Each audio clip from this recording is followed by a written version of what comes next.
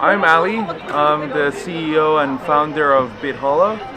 We're one of the first tech companies working in blockchain and Bitcoin space in Korea. And we're currently focusing on Bitcoin and cryptocurrency trading. We provide professional tools and services for businesses as well as professional traders to trade these crypto assets better. We just landed on the moon in the Lambo. Taking pictures with the zoom and the...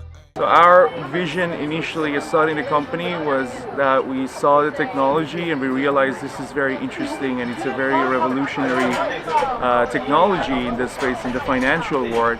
And we started to think about use cases on Bitcoin and these technologies.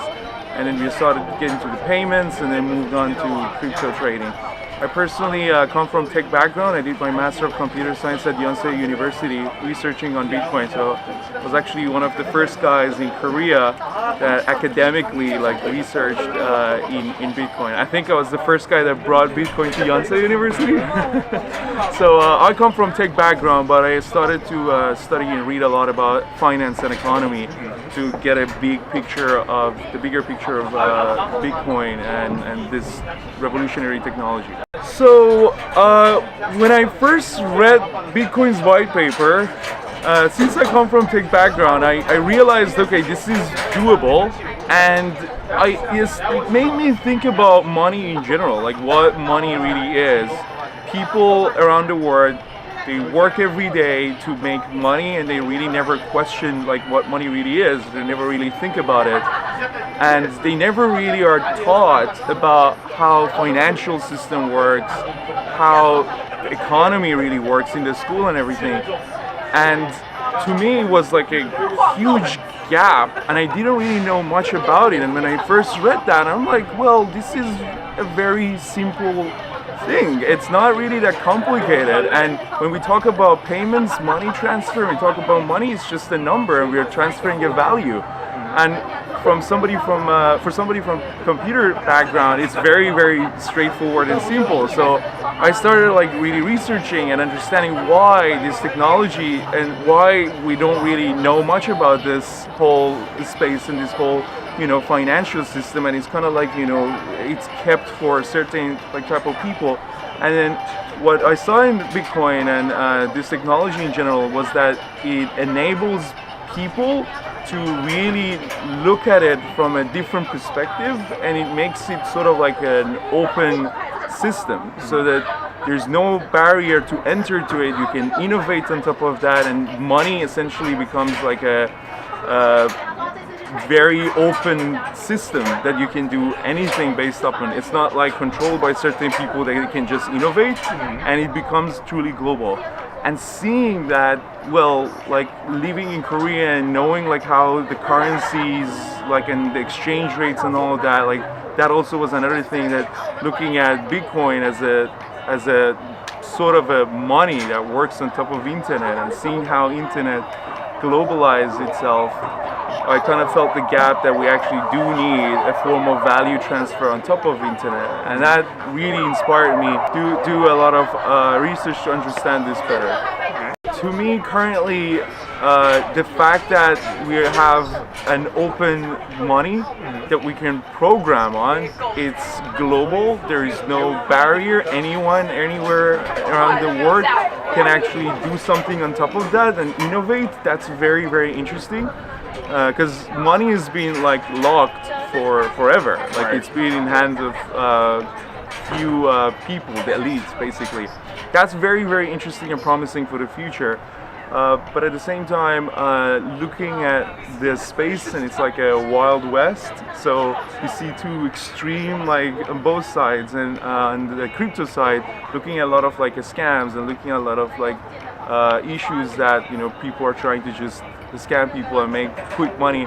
So that's also a problem. But I think that's sort of a very natural evolutionary step, as we also saw this with the internet. Short-term view is to make these assets as liquid as possible. make them very easy for people to trade. So anywhere around the world, you should be able to easily have access to this and be able to trade these assets. And that results in, a price discovery. So we actually know how much Bitcoin really is worth. Because currently, there are not a lot of people, there's not a lot of money, and that's why it's very volatile. So moving forward, providing better tools and services, providing better markets, providing, for example, derivative future markets, it stabilizes the price in a sense and makes it easier to look at it as not just sort of a very speculative asset, but as something really useful, because this technology can allow you to do a lot of things, and when it's really volatile, it's just being looked at from the speculative perspective. So providing that sort of market and providing professional trading tools is our goal, to make it as liquid as possible in the short term. But our longer vision is that we believe that this technology is going to gradually become the currency of the internet and take over the entire value transfer system in the world, when it comes to at least global, from the global perspective. And from that perspective, we are also contributing and working on the technology, the research and development side of Bitcoin technology, such as Lightning Network. And we're trying to use these technologies in our platforms, create the use cases, and provide it to users to be able to easily use these technologies. We're actually we're the only Lightning node. We have the only Lightning node in Korea, which is quite surprising because this is the cutting edge technology, and Korea doesn't really seem to be really care about this. Yeah. Okay. Instead of just relying on other people to tell you what it is and what it is not, just trying to educate yourself.